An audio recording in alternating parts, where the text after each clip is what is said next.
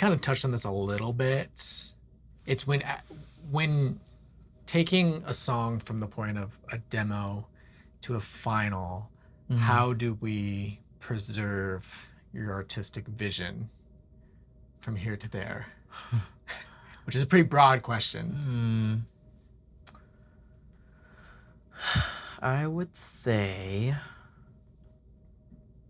it does help that we talk about it a lot. We talk about the topic and the place the song is coming from in great detail so that we're both kind of on the same page. And then you'll put your own spin on it in ways, or like if you need further clarification, you'll ask, which is really helpful. And I think now that how many songs is this? Now this is number 10. I think by now we have a pretty great understanding of one another and what we typically contribute artistically to the song. So it helps that we have that understanding, and plus we've always had kind of an overlap in taste when it comes to pop music, which has been helpful as well. What do you think? Well, this question comes from Gemini, a ChatGPT thing. Okay. So I think it's actually maybe not that good of a question. Okay. In a sense of, and we talk about this a lot, I think the more you are familiar with the creative process, the more you realize that the vision is not, I don't know, like you don't just show up with a vision and execute. I mean, I think you develop a skill set of sounds and musical abilities, and you bring that in, and the more you come in with a specific concrete vision, you or me, the more we're going to be disappointed, because you cannot get what's in your head out, and you can't put what's in your head in my head, and then for it to come out in the production, it's impossible. So I feel like the question is almost a little naive. It's almost a little like woo-woo creativity and not practical creativity. Where the more we set our expectation to you plus me equals us. Was that 98 degrees? I know my calculus. No. You remember that song? I think it was 98 degrees. I want to hear that after this. We will. Because I think that's the more malleable we are and open to the vision. I mean, we have you have some guiding points of like, what's the tempo, what's the feel, what's the emotion we're going for, and I think the more broad we are with that, and then we just start playing in the sandbox and then seeing where it takes us. And then sometimes you'll have brought in a couple references from other artists that you like, and that can be helpful maybe for style of drums, or if there's a specific sound, that's helpful. But the more we let go and trust our abilities to make, that we put in the hard work in the past to now show up and perform and then let it be what it wants to be, I think the better it is. I would agree. And also, I think we're pretty good about just having that flow energy in the studio and being open to whatever comes. And usually, I don't know, like we're very similar, I think, in what we expect sonically. So a lot of times you just do something and I'm like, yeah, that's what I would have done. I don't even have to say anything. That works, yeah. That's helpful. It's happened throughout this whole process of building this album from the ground. Yeah. So it's helpful to find a collaborator who gets it, or who really tries to get it anyway. You know, that's been helpful. I think we have an understanding of one another even beyond the notes on a page or whatever. Like, we know each other personally now, so that really helps, I think, with the authenticity piece. Neither of us is trying to be something that we're not. Yeah. Being in the same room definitely helps too, because you are here while I'm making things, and you can be like, ooh, maybe not, or oh yeah, that's cool. And that immediate feedback helps because in my experience, a lot of times when I work with people remotely, I'll put in hours and hours of work that you've seen into something, and then you send it to them, and it's so much further than what they heard before, or it's the start and it's not what they imagined, because it's never going to be unless you get crazy lucky, and then they like have a jerk reaction. And then they also have no understanding of how much work went into it, so they could just write it off, and that can be frustrating. It happens. Sometimes that's the way it goes. Maybe you can set that version aside and use it for something else. Yeah. But I think, yeah, that trust, I think allowing space for it to be wrong on both of our contributions is helpful. This happens so much with lyrics of both of us. We're just throwing out ideas because it's better to have ideas than just sit here and look at each other blankly. And those ideas may be stupid or wrong, but they might lead us to the right ideas later. Yes. And yeah, I have tried to be better about that. Of course, lyrically, every word comes from a very personal place. And when you're like, yeah. Yeah, it's that feeling, the rejection. I'm like, excuse me, like that this is what I feel, okay? But like that's not what it's about ultimately when we're making a song. Like, yes, it's kind of about that, but also we're trying to broaden the audience. And in doing so, we need to be a little flexible. Like, there's a way to convey the same emotion, but in a more elevated manner. And that's sort of where you come in. You take what I have and you help me refine it so that it is giving that laser beam focused emotion to the listeners. Yeah, I kind of think of it in like a fantasy nerd kind of analogy of you're the magician or sorcerer and I'm the focus that helps take the magic and amplify it and put it at a point and focus it in a direction. Yeah. And that's the collaborative process that we get to do together. And yeah. Sometimes it hurts. But that's art. Like, yeah, I mean, most of the time, if it's a lyrical thing that I want to change, it's because I'm maybe just not understanding it. Sure. Or there's backstory that you know in your head because you know the story that I don't know yet as a listener. Yeah. I'm trying to pull out of like, I don't quite understand or feel it yet. Yeah. That's typically it. Yeah, I would agree. Only one time I've been like, no, that line's cheesy. Yeah, that's fair. I am a lyricist, people.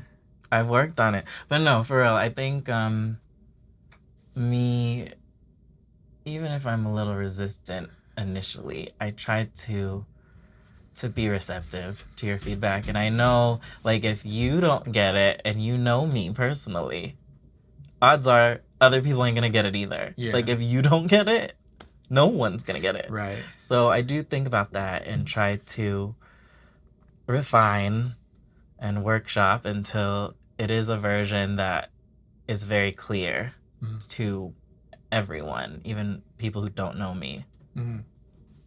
When the tension that we have is natural, and I think it's always going to be there, and you need some of it, because if we're both just being a pushover, there's no, I don't know, like vision. There's no vision. There has to be some vision, and this is weird. It's like, I think you find the vision. We set a course, and then we start going, and then we see like, all right, where are we going to take the ship? And the friction's going to happen no matter what, and I think that's part of what makes it something we couldn't make on our own. I agree. Resistance is necessary. I was talking to a friend at the gym yesterday, and we were talking about how, like, if we helped every single butterfly escape the chrysalis, it would die very quickly.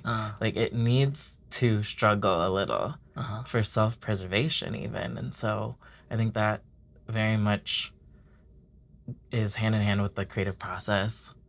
we have to hit our head against the wall a few times. We have to really devote the time to find the missing pieces and put them together and make it special. Yeah. And I think we've learned to know when the other is struggling and to just let it go for a while.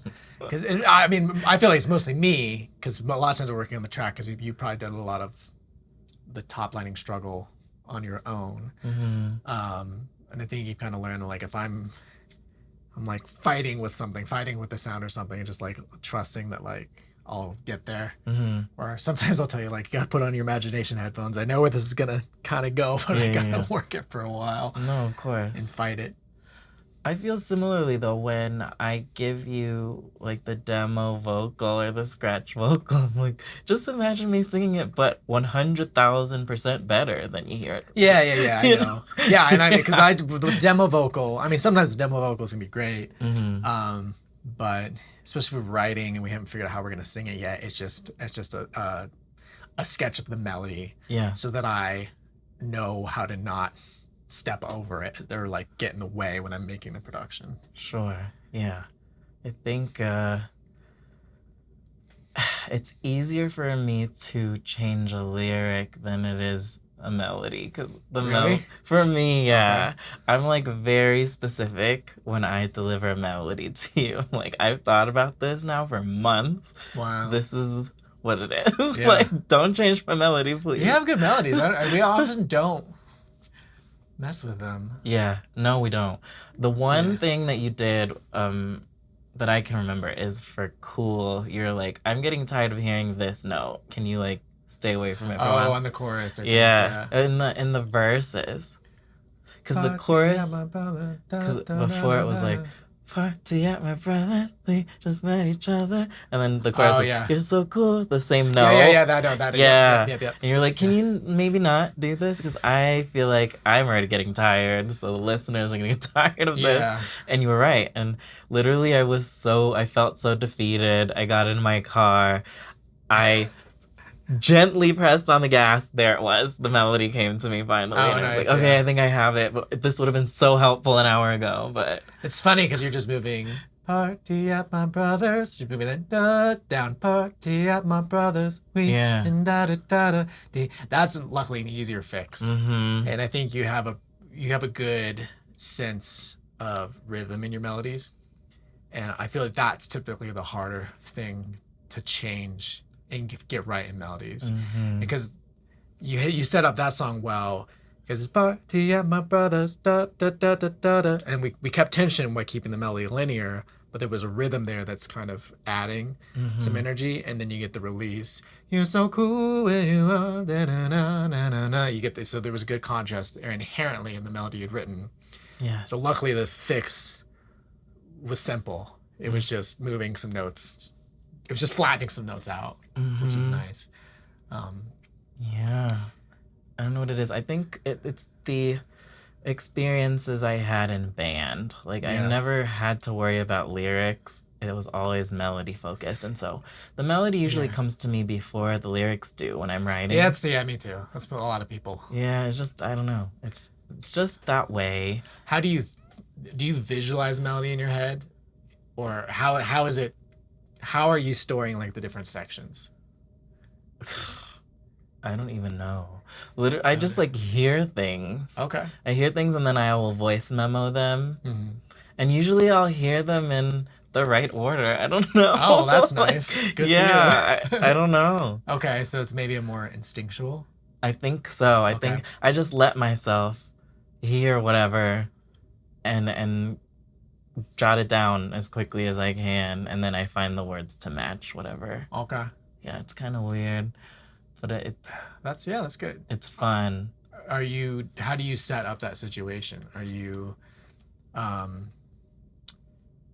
you sitting down in a room quiet and like letting it come to you, or are you just like going about your day and then it hits you? Yes, both. Like both, because I think things happen for us when we're not necessarily looking so intently for them. Sometimes when I sit down, I'm like, okay, whatever I get, cool. Like, don't try to put pressure on it.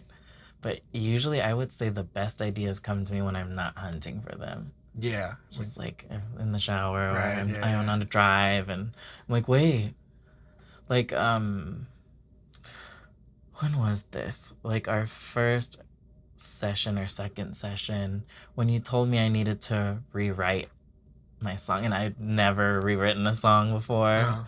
I was like, I don't know. I heard the melody for Perfect in 2022 for the first time. Okay. But I just couldn't find the And that right was words. song 9. That came Yeah, out we two just did years that. later. Yeah. Yeah, oh, it's not even out. Well, I mean, it came But out like of it's us 2 finished. years later. Yes. Yeah. But I think in working with you, I really have changed the way I pursue specific words and lyrics and things.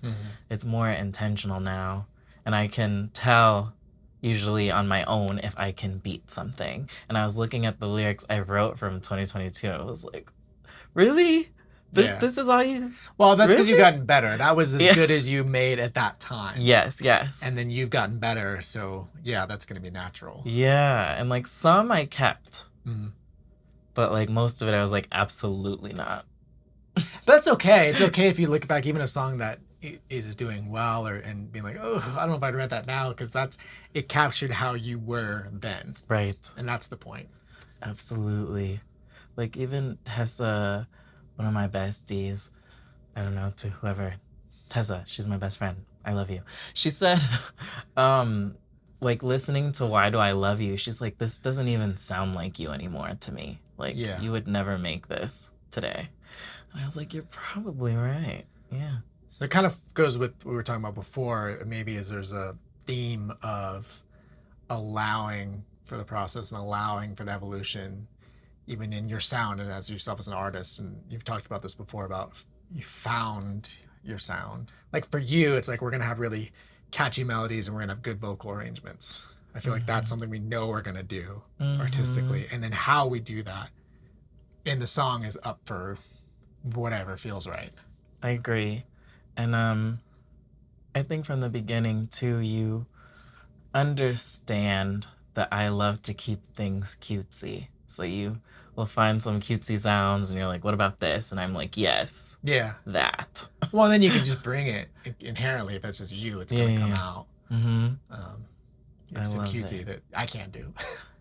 I'm inspired by a lot of like Asian music, especially like Japanese, like cute core music. I love it. Like I just listen to it because I love it.